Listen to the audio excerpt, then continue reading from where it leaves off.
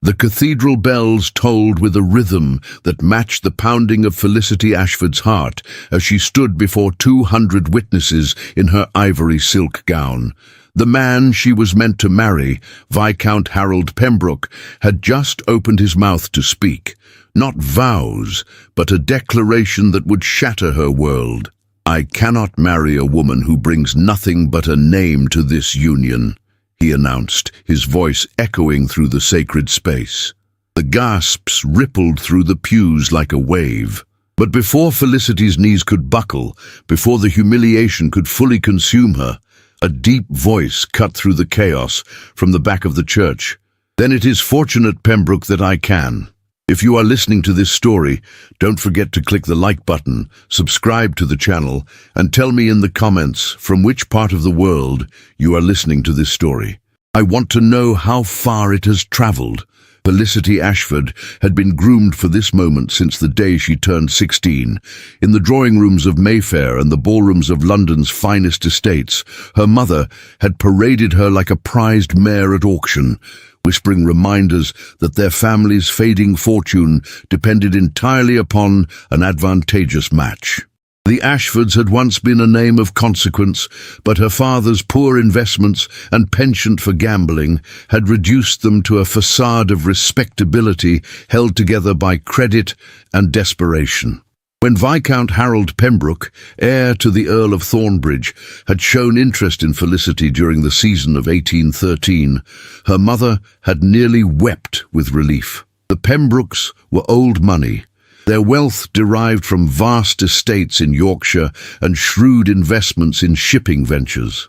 Harold was considered a catch, handsome in a severe way, with dark hair swept back from a high forehead and cold blue eyes that rarely betrayed emotion. Their courtship had been brief and formal.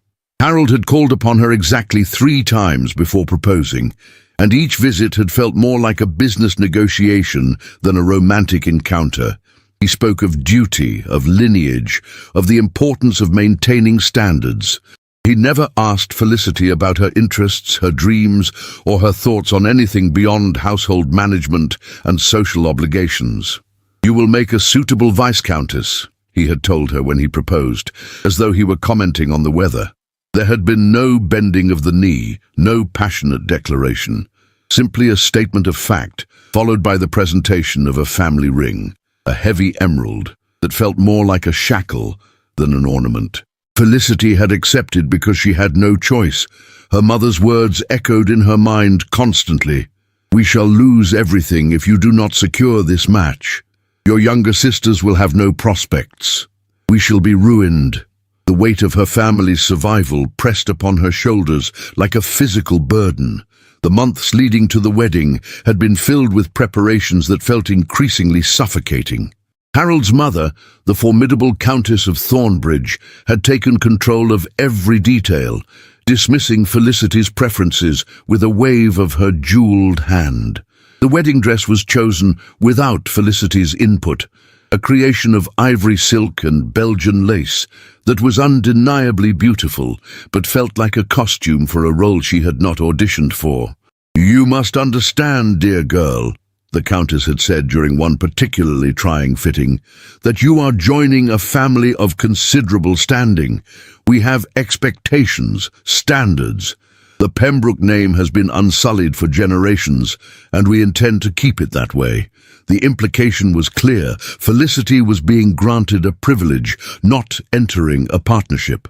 She was expected to be grateful, compliant, and invisible, except when required to perform her duties as a wife and eventually a mother. In the quiet moments alone in her bedchamber, Felicity had allowed herself to dream of a different life.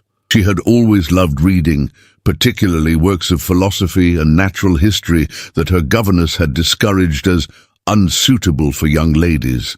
She had once imagined marrying a man who would value her mind as well as her face, someone who would discuss ideas with her over breakfast and encourage her curiosity about the world. But such dreams were the luxury of women with dowries and options. Felicity had neither. The night before her wedding, she had sat at her window looking out over the London streets, watching the gas lamps flicker in the darkness. Her younger sister Arabella had crept into the room and sat beside her. "Are you frightened?"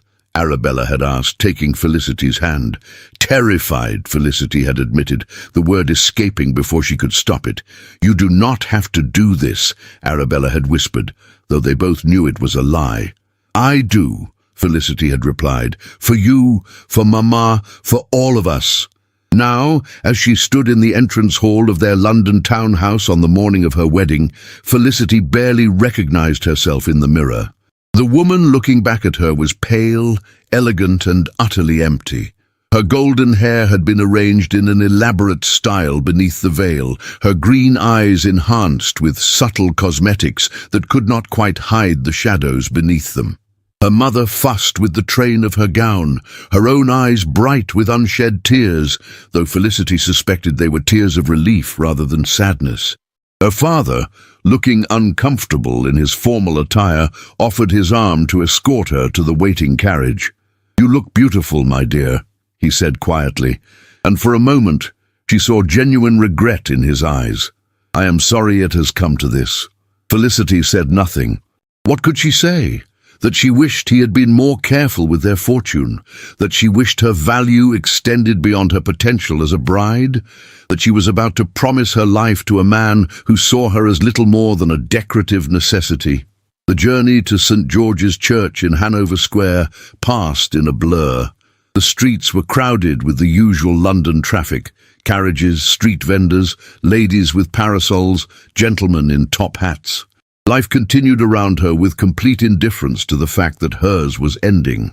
As they arrived at the church, Felicity could see the curious onlookers gathered outside, drawn by the spectacle of a society wedding. The Pembroke family had spared no expense, determined to showcase their status. The church was festooned with white roses and ribbons, and the pews were filled with London's elite, people who had come to witness the union and to judge every detail. Inside the vestibule, her father squeezed her hand. "It is time," he said. The organ began to play, the familiar notes of the wedding march filling the soaring space. The doors opened, and Felicity stepped forward on her father's arm, beginning the long walk down the aisle. Every eye turned to watch her progress. She kept her gaze fixed ahead, where Harold stood at the altar looking severe and formal in his wedding attire. Beside him stood his closest companion, Lord Edmund Fairfax, serving as his groomsman, and there, in the front pew, sat the Countess of Thornbridge, her expression one of cold satisfaction, a general surveying a successful campaign. As Felicity drew closer to the altar, her heart began to pound. Something felt wrong. Harold's expression was not that of a man about to wed. It was the expression of someone about to deliver unpleasant news. Lord Fairfax looked uncomfortable, his gaze darting away when she tried to meet his eyes. When she reached the altar and her father released her arm, Felicity turned to face Harold. For a moment, they simply looked at each other. She searched his face for some sign of warmth, some indication that he felt even a fraction of what this moment meant. But his eyes were as cold as ever, and his jaw was set with determination. The Archbishop began the ceremony, his voice sonorous and formal. The words washed over Felicity like water, familiar and inevitable. She heard herself making the responses automatically, her voice sounding distant to her own ears. Then came the moment when the Archbishop asked if anyone knew of any impediment to the marriage. The silence that followed should have been brief, a mere formality before proceeding. But it stretched, becoming uncomfortable. Felicity felt a prickle of unease travel down her spine. And then Harold cleared his throat and stepped back from her, his face hardening into an expression of contempt that shocked her with its suddenness. "I must speak," Harold announced, his voice carrying through the cathedral with devastating clarity. The Archbishop froze, his book still open in his hands. A collective intake of breath rippled through the assembled guests. Felicity felt the world tilt beneath her feet, confusion and dawning horror mixing in her chest. "Lord Pembroke?" the Archbishop said, his elderly face creasing with concern. "What is the meaning of this?" Harold turned to face the congregation, effectively presenting his back to Felicity. The insult was deliberate and cutting. When he spoke, his voice rang with theatrical righteousness that suggested he had rehearsed this moment. "I cannot in good conscience proceed with this union," he declared. "I have recently discovered information that makes this marriage impossible." Felicity's mother let out a small cry from her pew. The whispers began immediately, spreading through the church like wildfire. Felicity stood frozen, her mind struggling to process what was happening. This could not be real. This could not be happening. "Harold, what are you—" she began, but he cut her off with a raised hand, not even granting her the courtesy of looking at her. "The Ashford family," Harold continued, his voice dripping with disdain, "has been less than forthcoming about their financial situation. I was led to believe that Miss Ashford would bring a respectable dowry to this marriage. Instead, I have learned that the family is not merely in reduced circumstances. They are drowning in debt. There is no dowry. There are only creditors waiting to collect the moment this marriage provides them with access to Pembroke resources." Gasps of shock and murmurs of scandal filled the air. Felicity felt her face burning with humiliation. Her father rose from his pew, his face purple with rage and shame. "This is unconscionable," he shouted. "You agreed to the terms. We had an understanding." "An understanding based on deception," Harold shot back, finally turning to look at Felicity with such contempt that she physically recoiled. "I will not be trapped into a marriage with a woman who brings nothing but financial ruin. I will not allow the Pembroke name and fortune to be drained by a family too proud to admit their own failure." Tears stung Felicity's eyes, but she refused to let them fall. She would not give them all, the satisfaction of seeing her completely broken. But inside, she was crumbling. Every fear she had harbored about her worth, every anxiety about being nothing more than a burden and a commodity, was being confirmed before hundreds of witnesses. The Countess of Thornbridge stood, her face a mask of vindicated superiority. "My son has made the right decision," she announced. "The Pembrokes have maintained their position through careful stewardship and advantageous alliances. We cannot allow sentiment to override prudence." "But the bans have been posted," the Archbishop protested weakly. "The ceremony has begun. This is most irregular." "Better irregular than disastrous," Harold interrupted. He finally looked directly at Felicity, and what she saw in his eyes was not regret or even anger. It was disgust. "I am sorry, Miss Ashford, that you have been caught up in your family's schemes, but I cannot sacrifice my future and my family's security for the sake of misplaced chivalry." The church erupted into chaos. Some guests were standing, others craning their necks to get a better view of the spectacle. The whispers had become a roar of scandalized conversation. Felicity heard fragments. "The shame! How mortifying! Always suspected! Utter humiliation!" And then, cutting through Felicity's shock, came a voice she had not expected. From the pew directly behind the Pembrokes, a young woman stood, Harold's cousin, Charlotte Pembroke, whom Felicity had met only twice and had seemed pleasant enough during those brief encounters. "I must confess something as well," Charlotte announced, her voice trembling with what seemed like distress, but which Felicity suddenly recognized as poorly concealed triumph. "Lord Pembroke and we have formed an understanding. A true understanding based on genuine affection and shared values." The church went utterly silent. Felicity felt as though she had been slapped.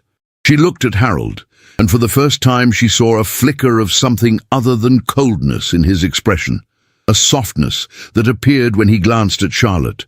"You planned this," Felicity whispered, the realization crashing over her. "This entire humiliation.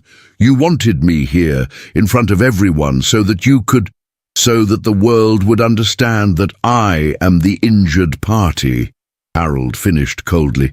"Your family attempted to deceive me. I'm merely protecting myself and choosing a bride who brings something more than debt to our union." Charlotte had the grace to look slightly uncomfortable, but she moved to stand beside Harold nonetheless, taking his hand. The gesture was a final, devastating blow. Not only had Felicity been rejected, but she had been replaced, and the replacement had been waiting in the wings all along. Felicity's father was shouting, demanding satisfaction, speaking of honor and agreements. But his words sounded hollow even to Felicity's ears. Harold was right about one thing. They had deceived him about the extent of their financial troubles. They had been desperate enough to believe that once the marriage was complete, he would accept the situation rather than face the scandal of an annulment. They had miscalculated catastrophically. Felicity looked down at her hands, at the emerald engagement ring that suddenly felt like a brand of shame. With shaking fingers, she pulled it off and held it out toward Harold. He took it without a word, pocketing it as though it were nothing more than a recovered investment. The Archbishop looked utterly lost, clearly having never encountered such a situation in his decades of service. Guests were beginning to stand, some leaving, others staying to witness every moment of the disaster. Felicity could feel their eyes on her, pitying, shocked, judgmental, entertained. Her mother was weeping openly now, and her sisters looked horrified. The few friends Felicity had made among the ton were staring at her with expressions ranging from sympathy to the kind of fascination one might direct at a carriage accident. Felicity's mind raced through her options. She could flee the church, running from this nightmare. She could collapse, giving in to the shock and horror. She could rage at Harold, at Charlotte, at the injustice of it all. Instead, she stood perfectly still, drawing upon reserves of dignity she had not known she possessed. She would not run. She would not collapse. She would not give them the satisfaction. "You are quite right, Lord Pembroke," she said, her voice surprisingly steady, despite the tears she could no longer prevent from slipping down her cheeks. "We are not suited. I deserve a husband who possesses something you clearly lack: honor, compassion, and the courage to address concerns privately rather than staging a public execution for his own aggrandizement." Harold's face flushed with anger at her words, but before he could respond, a voice rang out from the back of the church. It was deep, commanding, and carried an authority that immediately silenced the chaos. "Then it is fortunate, Pembroke, that I can." Every head turned toward the source of the voice. Felicity, her vision blurred with tears, could make out only a tall figure striding down the aisle with purpose. The crowd parted before him like the Red Sea, and as he drew closer, Felicity recognized him with a jolt of shock. Damien Blackwood, Duke of Ashcroft. The Duke of Ashcroft was a figure of legend in London society, wealthy beyond measure, powerful in both political and social spheres, and notoriously selective about the company he kept. He was perhaps 30 years old, tall and imposing, with dark hair and striking grey eyes that seemed to see through pretense and artifice.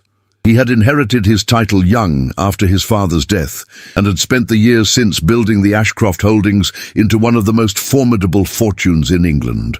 He was also known for keeping his distance from the marriage market, avoiding the machinations of ambitious mothers and their daughters with almost ruthless efficiency.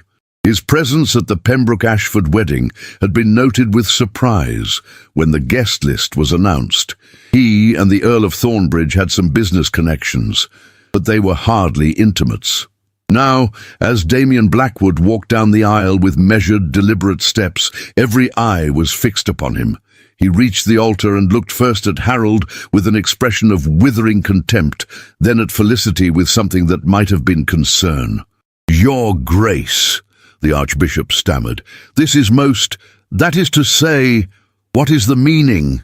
"The meaning," Damien said calmly, his gaze never leaving Felicity's face, "is that Lord Pembroke has made his position clear. He finds Miss Ashford unsuitable due to financial considerations. I, however, have no such concerns. I am prepared to offer for Miss Ashford myself, here and now, if she will have me." The silence that followed was absolute. It was as though the entire church had stopped breathing. Felicity stared at the Duke in complete bewilderment. She had met him only once before, briefly at a ball 2 years prior. They had exchanged perhaps 10 words. Why would he— "You cannot be serious," Harold sputtered, his composure finally cracking. "Your Grace, this is absurd. You do not even know the girl." "I know enough," Damien replied coolly. I know that she has been treated with appalling disrespect by a man too cowardly to address his concerns like a gentleman. I know that she stands here with remarkable grace under circumstances that would shatter most people. And I know that her family's financial situation is of no consequence to me whatsoever. He turned his full attention to Felicity. Miss Ashford, I'm aware this is highly irregular.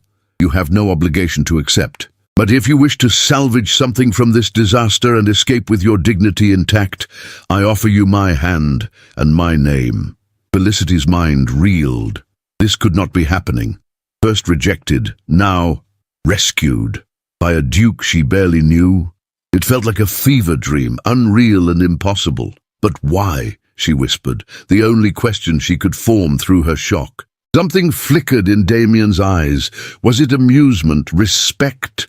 Because, Miss Ashford, I have spent the last hour watching Pembroke position himself for this little performance, and I find I have no tolerance for bullies who cloak cruelty in righteousness.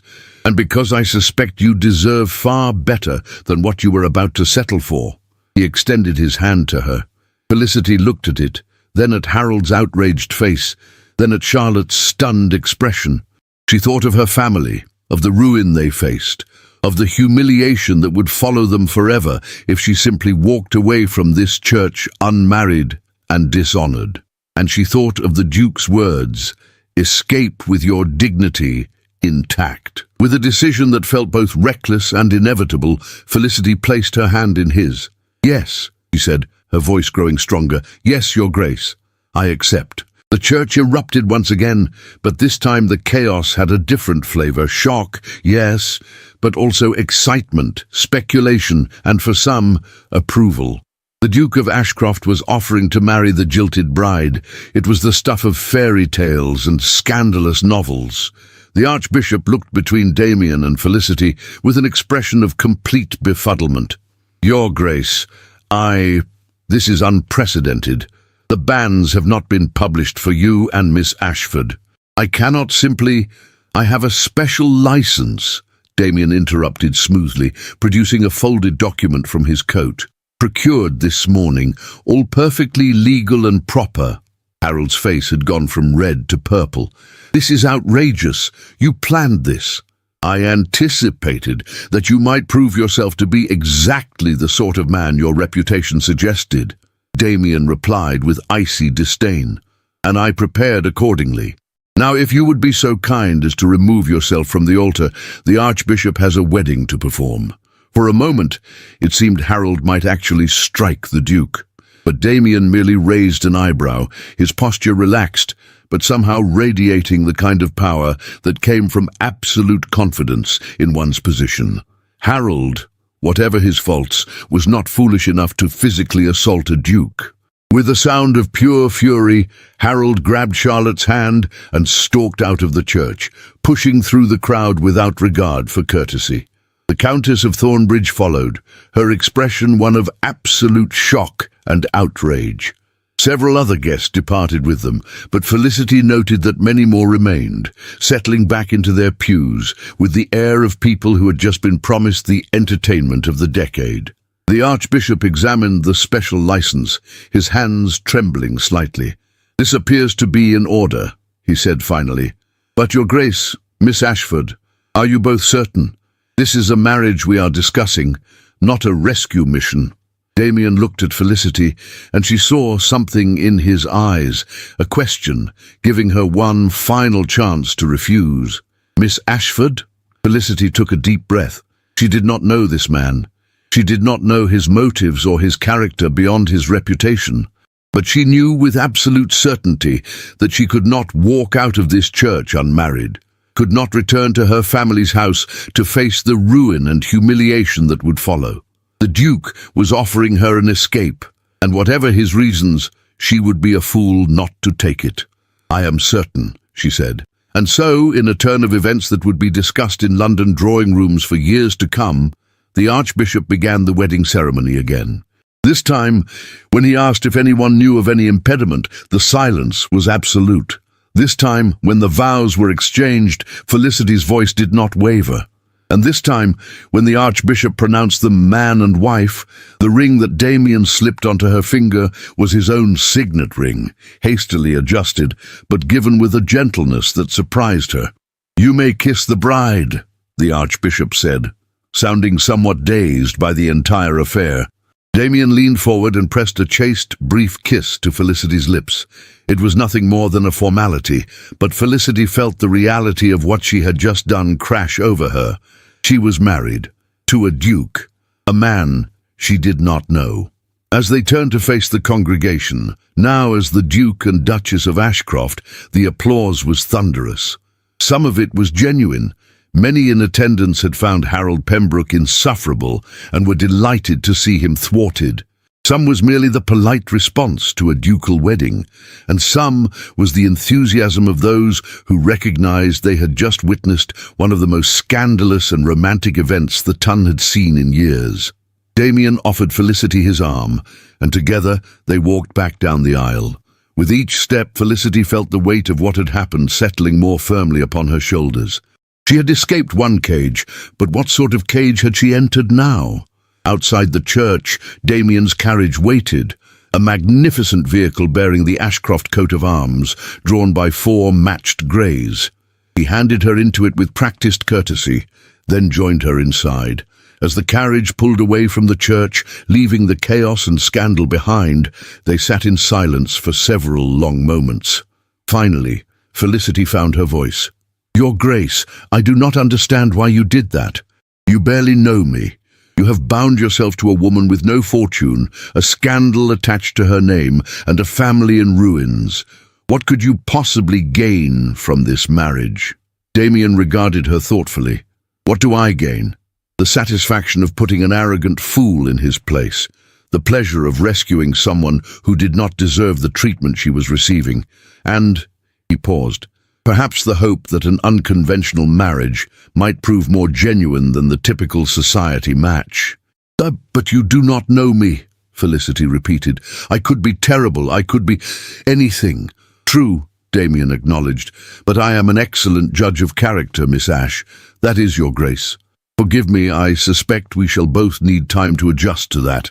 I saw how you carried yourself in that church. I saw your dignity, your courage, and your intelligence. Those qualities are worth far more than any dowry." Felicity felt tears threatening again, but these were different from the tears of humiliation she had shed at the altar. These were tears of relief, exhaustion, and overwhelming confusion. "I do not know what to say," she admitted. "Then say nothing," Damien replied gently.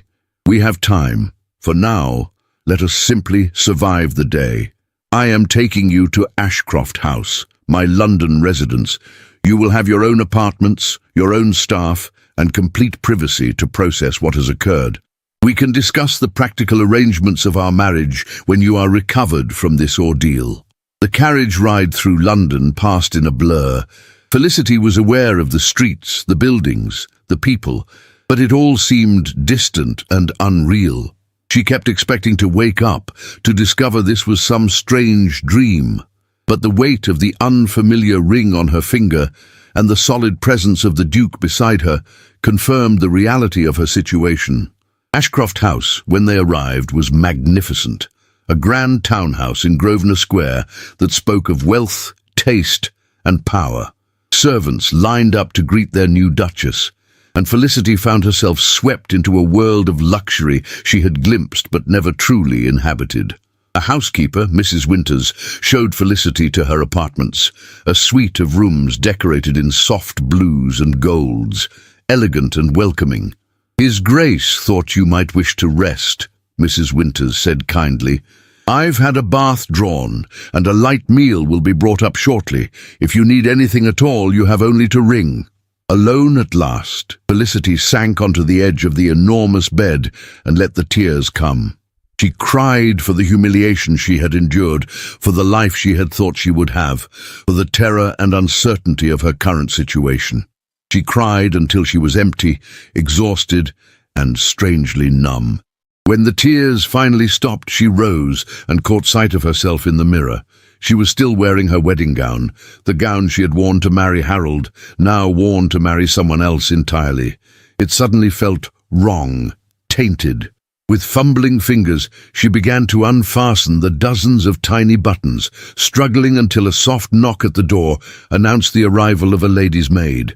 "Your Grace, I am Margaret. His Grace assigned me to attend you. May I help?" Too tired to protest, Felicity allowed Margaret to help her out of the elaborate gown and into the prepared bath. The hot water soothed her aching body, and Margaret's gentle, unobtrusive presence was oddly comforting. Later, dressed in a borrowed nightgown and robe, Felicity sat by the window of her new bedroom and looked out over London. Somewhere in this city, Harold and Charlotte were likely celebrating their successful scheme. Somewhere, her family was dealing with the scandal and confusion of what had occurred. And here, in Ashcroft House, she was a duchess, married to a stranger who had saved her for reasons she still did not fully understand. What had she done? What kind of life awaited her now? The days following the wedding passed in a strange blur of adjustment and revelation. Damien proved to be as good as his word. He gave Felicity space, privacy, and time to recover from the trauma of her humiliation. They shared meals occasionally, conversations that were polite and gradually grew easier as they learned the basics about each other. Felicity discovered that the Duke was nothing like Harold. Where her former fiancé had been cold and dismissive, Damien was thoughtful and genuinely interested in her opinions. When she mentioned her love of reading during one dinner, he immediately arranged for her to have full access to his extensive library. When she expressed anxiety about her new role as Duchess, he provided her with a capable secretary and assured her that she could approach her duties at her own pace. "This is not a typical marriage," he told her one evening as they sat in the drawing room after dinner. "We both know that. You did not choose this, and I imposed it upon you in a moment of crisis. But that does not mean we cannot make something worthwhile of it. I have no expectations beyond basic courtesy and mutual respect. The rest, if it comes, will come naturally." "You are very kind," Felicity said, the words inadequate for what she felt. "I still do not fully understand why you helped me, but I am grateful."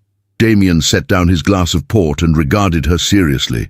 "I told you that I dislike bullies. That is true. But there is more. My own mother was trapped in a marriage to a cruel man, my father, because she had no other options.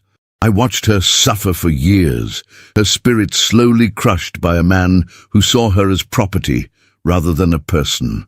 When she died, it was almost a relief for her, though it shattered me. I swore then that if I ever had the power to prevent another woman from suffering such a fate, I would use it." Felicity felt her heart contract with sympathy. "I am so sorry. That must have been terrible. It taught me that marriages based solely on financial or social considerations, without regard for basic human compatibility and respect, are often prisons," Damien continued. "When I saw what Pembroke was doing to you, the calculated cruelty of it, I could not stand by. And yes, there was also an element of strategic satisfaction in thwarting him. He has been attempting to block some of my business ventures for months, and this rather effectively demonstrated that he has misjudged both his importance and his adversary. So there had been some personal motivation beyond pure altruism." Felicity found this oddly comforting. It made Damien seem more human, less like an impossibly noble figure from a novel. As the week progressed, Felicity ventured out of the house for the first time since the wedding. She visited her family, a visit that was both necessary and painful.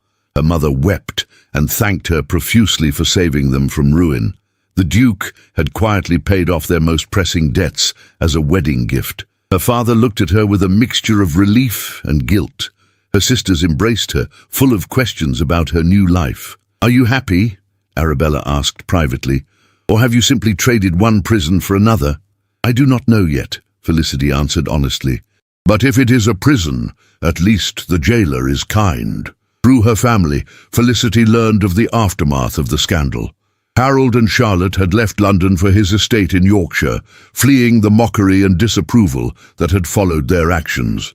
The Tun, always hungry for entertainment, had largely sided with Felicity, or rather, with the Duke. A powerful Duke, rescuing a wronged bride from a lesser nobleman's cruelty, made for a much better story than a practical Viscount protecting his interests. The Countess of Thornbridge had attempted to spin the narrative in her son's favour, but even her influence could not overcome the facts. Harold had humiliated his bride publicly, and the Duke of Ashcroft had stepped in to save her. It was the stuff of romantic legends, and society adored it. But Felicity knew that admiration from afar was different from acceptance. She was still a duchess who had been jilted at the altar before her unconventional marriage. She would need to prove herself worthy of her new position, and that would require facing society directly. Damien agreed when she raised the subject. The season is not yet over. There is a ball next week hosted by the Duchess of Devonshire. It will be well attended, and it will be an excellent opportunity for you to make your debut as the Duchess of Ashcroft. The thought terrified Felicity, but she also recognized the necessity. Will you be there? Every moment, Damien promised. I will not leave your side unless you wish me to. The week leading up to the ball, Felicity prepared with the help of Damien's aunt, Lady Agatha Blackwood, who arrived at Ashcroft House like a force of nature. She was in her 60s, sharp-eyed, witty, and utterly unintimidated by society's opinions. "You poor dear," she said when she met Felicity, embracing her with surprising warmth. "What a dreadful ordeal. But you have landed on your feet, and now we must ensure that everyone knows it. You are not the jilted Miss Ashford anymore. You are the Duchess of Ashcroft, and that means something." Lady Agatha took charge of Felicity's preparations with efficiency and enthusiasm. She helped select a gown for the ball, a stunning creation of deep sapphire silk that brought out the color of Felicity's eyes and made her look regal and sophisticated. She coached Felicity on how to carry herself, how to deflect impertinent questions, and how to use her new position to her advantage. "You have power now, my dear," Lady Agatha told her. "Perhaps you did not seek it, but you have it nonetheless. As the wife of one of the most influential men in England, your approval or disapproval matters. Use that wisely, and you will navigate society with ease." The night of the Devonshire ball arrived, and Felicity found herself in the carriage with Damien, her heart pounding with anxiety. She looked beautiful. She could see that in the mirror and in Damien's expression when he had first seen her in the gown. But beauty would not protect her from cutting remarks or barely concealed mockery. "You will be magnificent," Damien said, as though reading her thoughts, "and anyone foolish enough to offer insult will answer to me." "I do not need you to fight my battles," Felicity replied, surprising herself with the firmness in her voice. Damien smiled. "No, I suspect you do not, but it is comforting to know one has reinforcements if needed." The Devonshire House ballroom was packed with London's elite, a glittering sea of silks, jewels, and barely concealed curiosity.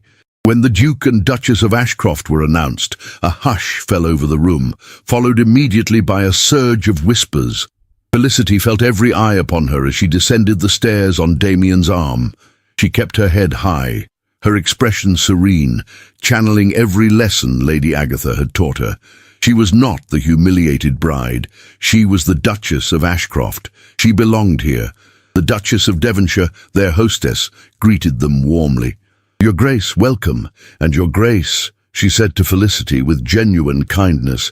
"How delightful to see you. You look absolutely radiant. Marriage clearly agrees with you." "Thank you, Your Grace," Felicity replied with a smile. "You are very kind." As they moved through the ballroom, people approached to offer congratulations and make conversation. Some were genuinely friendly, others clearly curious about the scandalous wedding. Felicity handled each interaction with grace, neither overly effusive nor coldly distant.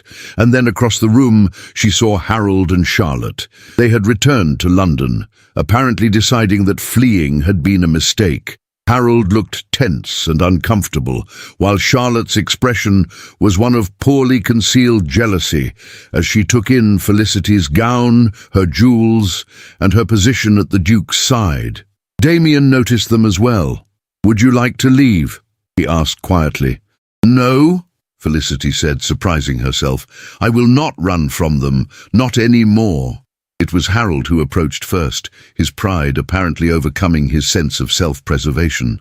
Charlotte followed reluctantly. "Your Grace," Harold said stiffly, bowing to Damien. Then, with visible reluctance, "Your Grace," to Felicity. "Lord Pembroke," Damien replied with cool civility. "Miss, I beg your pardon, you are not yet married, are you?" The barb landed. Charlotte flushed, and Harold's jaw tightened. "We are engaged," Charlotte said quickly. "How lovely," Felicity replied with perfect politeness. "I wish you both every happiness." The words were gracious, but there was a strength in her voice that had not been there in the church. She was not the same frightened girl who had stood at that altar. She had survived humiliation, had been given a second chance, and she would not waste it by cowering before those who had wronged her. Harold seemed to recognize this change. His expression flickered with something that might have been regret or simply frustration at having lost a tactical advantage. "I suppose I should thank you, Lord Pembroke," Felicity continued, her tone conversational. "If you had not shown your true character so clearly, I might never have discovered that I deserved better. In saving yourself from a marriage you deemed unsuitable, you inadvertently saved me from a far worse fate, a lifetime bound to a man incapable of honor or compassion." Harold's face went red. "You presume much, madam." "She presumes nothing," Damien interjected, his voice carrying a warning edge. "She states a fact. Now, if you will excuse us, I believe my wife has many other guests eager to make her acquaintance." They moved away, leaving Harold and Charlotte standing in frustrated silence. As they crossed the ballroom, Felicity realized she was trembling, not with fear, but with exhilaration. She had faced them, had spoken her truth, and had emerged victorious. "That was well done," Damien murmured. "You have a spine of steel, Your Grace." "I am learning to find it," Felicity replied. The rest of the evening passed in a whirl of conversation, dancing, and genuine enjoyment. Felicity found herself relaxing, discovering that many people were truly welcoming. She danced with Damien, and though they were still learning each other's rhythms, there was an ease between them that had not been there before. As the night drew to a close and they returned to Ashcroft House, Damien walked Felicity to her apartments. "You were brilliant tonight," he said. "I am proud to call you my Duchess."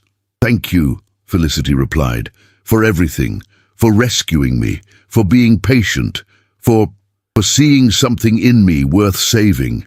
Damien smiled, and it was a smile of genuine warmth. "I did not save you, Felicity. I merely provided an opportunity. You saved yourself." As she prepared for bed that night, Felicity reflected on how much had changed in just 2 weeks.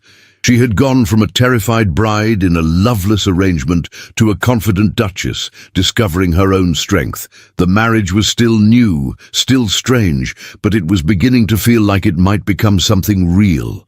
And as she drifted off to sleep, she found herself thinking not of what she had lost, but of what she might still gain. The weeks following the Devonshire ball brought a shift in Felicity's relationship with Damien. What had begun as a marriage of rescue was slowly transforming into a genuine partnership. They spent more time together, not out of obligation, but out of mutual enjoyment. Damien sought out Felicity's opinions on matters of estate management and even some of his business ventures, and he discovered that she had a sharp mind for details and strategy. "You have a gift for this," he told her one afternoon as they reviewed proposals for improving tenant conditions on one of his estates. "You see connections and implications that others miss." Felicity felt a glow of pride. For so long, her intelligence had been dismissed as irrelevant or worse, as something to hide lest it make her unmarriageable. To have it recognized and valued was intoxicating. Lady Agatha became a regular visitor and an invaluable mentor. She introduced Felicity to a circle of intellectual women, blue stockings, reformers, and independent thinkers who gathered regularly to discuss philosophy, politics, and literature. For the first time in her life, Felicity found herself in an environment where her thoughts and ideas were not just tolerated, but encouraged and debated. "This is what I always dreamed of," she confessed to Damien one evening. "To be able to think and discuss ideas without being told it was inappropriate for a lady." "Then you should have it always," Damien replied. "I have no patience for the notion that women should be decorative and silent. Intelligence is to be celebrated, regardless of the gender of its possessor." Their conversations grew longer and deeper, ranging from the practical to the philosophical. Felicity learned about Damien's work to reform labor conditions in his factories, his support for gradual political reform, and his genuine concern for the welfare of those dependent on his estates. She shared her own thoughts on education for women, on the injustices she had observed in society's treatment of those without wealth or position. They were, Felicity realized, becoming friends. But beneath the friendship, something else was growing. She found herself noticing things about Damien that had nothing to do with his position or his kindness. The way he looked when he was focused on reading, his brow slightly furrowed in concentration. The unexpected humor that emerged when he was relaxed. The gentleness of his hands when he helped her from a carriage. The way his eyes softened when he looked at her.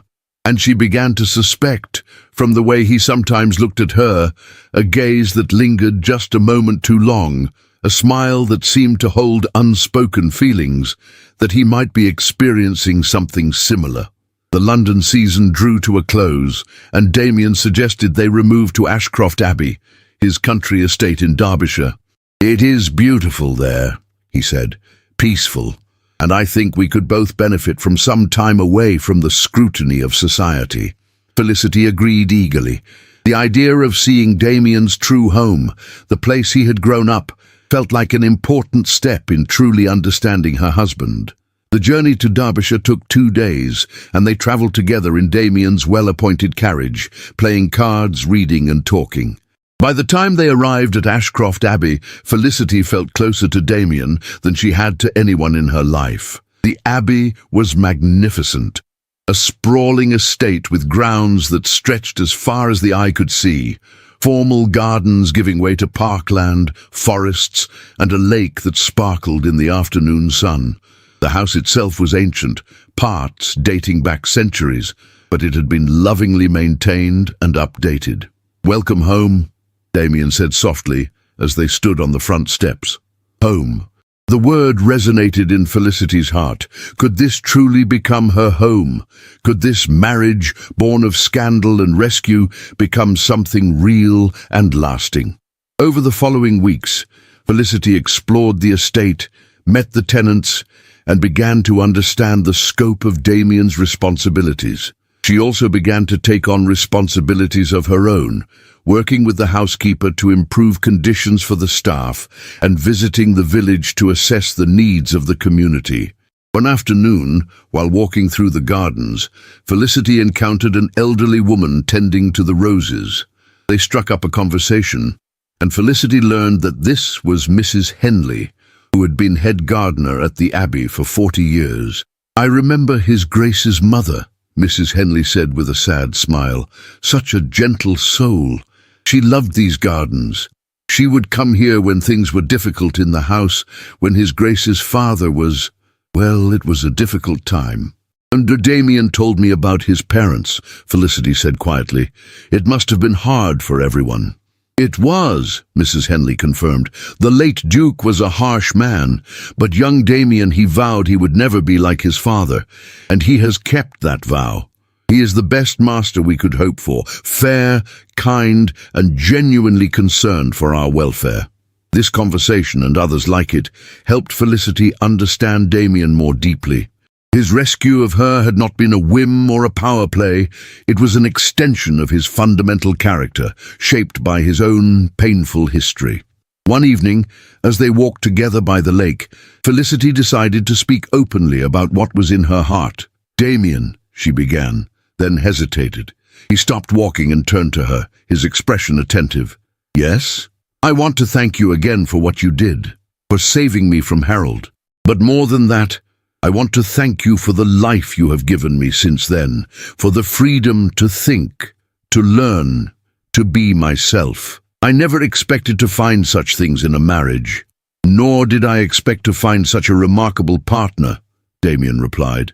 "Felicity, I must confess something. When I offered to marry you in that church, it was indeed to save you from humiliation and to thwart Pembroke. But in the weeks since, this marriage has become more than I anticipated. I find myself grateful every day that circumstances brought you into my life." Felicity's heart raced. "What are you saying?" Damien took her hands in his grey eyes intense and sincere. "I am saying that I have come to care for you deeply. This began as a marriage of convenience, but it has become something far more significant. I am falling in love with you, Felicity. Perhaps I already have fallen." The words hung in the air between them, profound and transformative. Felicity felt tears prick her eyes, but these were tears of joy. "I have been afraid to hope," she admitted, "afraid that what I was feeling was one-sided or foolish. But I love you too, Damien, not because you rescued me, but because of who you are. Your kindness, your intelligence, your compassion. You have given me everything I never dared to dream of." Damien smiled, a smile of pure happiness, and pulled her into his arms. When he kissed her this time, it was nothing like the chaste kiss at their wedding. It was passionate, tender, and full of promise. When they finally broke apart, both breathless, Damien laughed, a sound of pure joy. "We should perhaps have a proper wedding night," he suggested, his eyes twinkling with humor and desire. Felicity blushed but smiled. "I think that would be appropriate, Your Grace." That night, their marriage was consummated, and it was nothing like the clinical duty Felicity had been taught to expect. It was beautiful, intimate, and deeply loving. A true union of two people who had found each other against all odds. In the days that followed, their relationship deepened further. They were no longer just husband and wife by necessity, but partners and lovers by choice. News came from London occasionally. Harold and Charlotte had married quietly, a small ceremony that drew little attention. Reports suggested the marriage was not a happy one. Charlotte had discovered that Harold's fortune was not as extensive as she had believed, and Harold found her far less agreeable as a wife than as a co-conspirator. "I suppose they are discovering that marriages based on scheming and selfishness rarely prosper," Lady Agatha wrote in one of her letters. "While you and Damien are proof that sometimes the most unconventional unions become the strongest." Felicity agreed wholeheartedly. What had begun in scandal and desperation had transformed into genuine love. She had found not just security, but happiness, purpose, and a partnership she had never believed possible. As autumn approached, and they prepared to return to London for the winter season, Felicity reflected on the journey that had brought her to this point.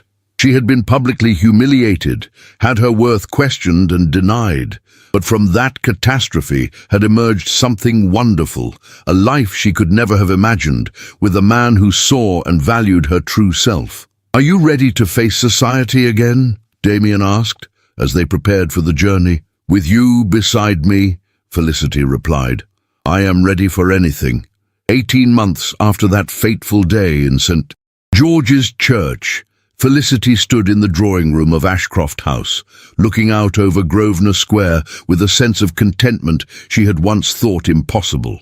The winter season was in full swing, and she was preparing to host her first major social event as Duchess of Ashcroft, a salon bringing together some of the most brilliant minds in London to discuss education reform. It was exactly the kind of event she had always dreamed of hosting, but had never dared to suggest during her engagement to Harold. Damien had encouraged her enthusiastically, offering both financial support and the use of his considerable influence to attract speakers and attendees. "You are going to change the world, one salon at a time," he had told her with pride. The event was a tremendous success. Reformers, educators and progressive members of Parliament gathered in the Ashcroft drawing room, debating the merits of expanded education for the poor and, daringly, for women. Felicity found herself at the center of it all, facilitating conversations, contributing her own ideas, and earning respect from people she admired. Lady Agatha attended, of course, beaming with pride at her protégée. "You have found your calling," she told Felicity during a quiet moment. "You are not just a duchess, you are becoming a force for genuine change." After the guests departed, Damien found Felicity in the library, reviewing notes from the evening's discussions. He wrapped his arms around her from behind, pressing a kiss to her temple. "You were magnificent tonight," he murmured. "I was terrified," Felicity admitted with a laugh, "but also exhilarated. Damien, I think we might actually be able to accomplish something meaningful." Lord Melbourne seemed genuinely interested in supporting legislation for expanded girls' schools. "Then we shall make it happen," Damien promised. "Together." Together. It was a word that had come to define their marriage. They were partners in every sense.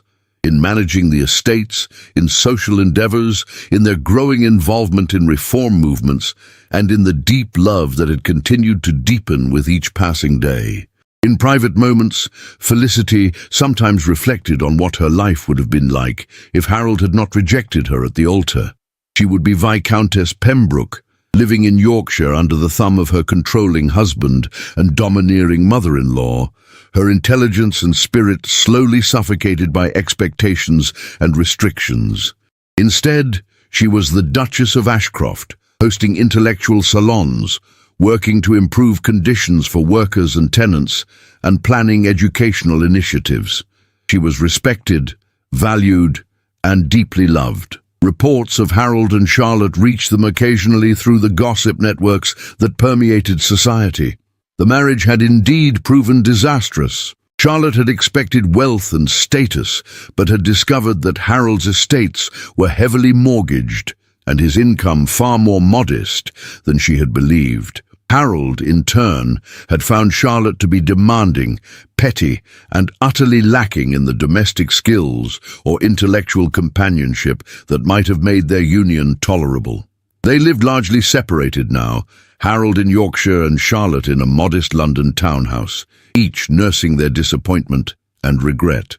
The Tun, which had briefly sided with them after the wedding scandal, had long since moved on to other amusements, leaving the Pembrokes to their unhappy fate. Felicity felt no satisfaction in their misery, only a profound gratitude that she had escaped that destiny. One spring morning, Felicity made an announcement that filled Damien with joy. She was with child. The news spread through their circle of friends and family with celebrations and congratulations. Lady Agatha wept with happiness, and Felicity's mother and sisters visited with gifts and excitement. "You will be a wonderful mother," Arabella told her sister, "and your child will have everything you never had. Parents who love each other and value intelligence and kindness over social position." As Felicity's pregnancy progressed, she and Damien spent much of their time at Ashcroft Abbey, enjoying the peace and beauty of the countryside. They walked the gardens together, discussed plans for the nursery, and talked about the values they hoped to instill in their children. "I want them to know that their worth is not determined by their birth or their fortune," Felicity said one evening as they sat by the fire in the library. "I want them to understand that true honor comes from how we treat others, especially those with less power than ourselves." "They will know it," Damien assured her, "because they will see it every day in how we live our lives." When their daughter was born in the autumn, a healthy, beautiful child with her mother's golden hair and her father's grey eyes, they named her Isabel Sophia, after Damien's mother and Felicity's favourite philosopher. She was christened at the local church in a simple ceremony, attended by family and close friends, a far cry from the grand spectacle that had been planned for Felicity's ill-fated wedding to Harold. "She is perfect," Damien said, cradling his daughter with a tenderness that made Felicity's heart overflow with love. "She is ours, Felicity replied. Born of love, not obligation. Everything we never had, she will have. The years that followed were filled with purpose and joy. Felicity's salons became famous throughout London, attracting reformers, writers and thinkers from across the country. With Damien's support, she established a school for girls in the village near Ashcroft Abbey, providing education for those who would otherwise have none. Damien's own work in Parliament and his management of his estates earned him a reputation as one of the most progressive and effective peers in England. Together, they became known as a couple who used their position and resources to make genuine differences in people's lives. They had 2 more children, a son, Thomas, and another daughter, Eleanor. The Ashcroft nursery was filled with laughter, learning, and love. The children grew up surrounded by books, encouraged to ask questions, and taught to value character over status. On the 5th anniversary of their unconventional wedding, Damien arranged a private celebration at Ashcroft Abbey. As they danced together in the ballroom where his parents had once held grand parties, Felicity reflected on the extraordinary journey that had brought them to this moment. "Do you ever regret it?" she asked. "The scandal, the gossip, the unconventional nature of how we began?" Damien pulled her closer, his eyes full of love and certainty. "Not for a single moment. That day in St. George's Church, when I stepped forward to claim you, was the best decision I ever made. You have brought joy, purpose, and love into my life beyond anything I imagined possible. And you saved me," Felicity said softly, "not just from humiliation, but from a life where I would never have been truly myself. You gave me freedom, love, and the chance to make a difference in the world." "We saved each other," Damien corrected gently, "and we continue to save each other every day." It was true. Their marriage was not perfect, no marriage is, but it was real, built on mutual respect, genuine affection, and shared values. What had begun as a desperate rescue had become a true partnership, and what had started as a scandalous marriage of convenience had blossomed into one of the great love stories of their generation. As they stood together on the terrace of Ashcroft Abbey, watching the sun set over the grounds they loved, their children playing in the gardens below, and the future stretching out before them full of promise, Felicity understood a fundamental truth. Sometimes the worst moments of our lives lead us to the best. Her public humiliation had felt like the end of everything, but it had actually been the beginning of something far more wonderful than she had ever dared to dream. She had not chosen this path initially. It had been thrust upon her by scandal and necessity, but she had made it her own through courage, intelligence, and the willingness to embrace an uncertain future. And in doing so, she had discovered that true happiness comes not from following the prescribed path, but from having the bravery to forge a new one. The Duke had stepped from the crowd to claim her, but in the end she had claimed herself, her own voice, her own purpose, her own destiny. And that, Felicity reflected as Damien's arm wrapped around her waist and his lips pressed a kiss to her temple, was the greatest triumph of all. If you enjoyed this story, please like this video, subscribe to the channel, and leave a comment telling me where in the world you're listening from. I love hearing how far these stories travel. Thank you for being part of this journey.